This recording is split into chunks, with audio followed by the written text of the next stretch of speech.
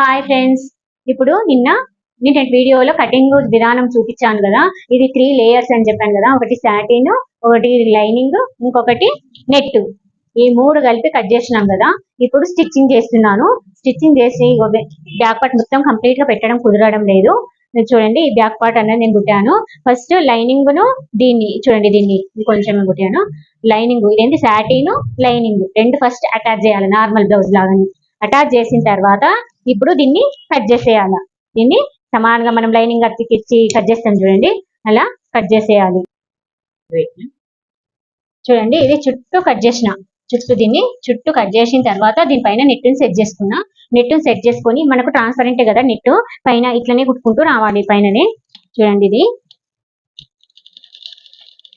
కుట్టుకుంటూ రావాలి. కుట్టుకుంటూ వచ్చిన తర్వాత ఇట్లా కుట్టిన తర్వాత ఎండింగ్ లో చూపిస్తాను. మొత్తం టైం వేడి కావట్లేదు. Okay friends, bye.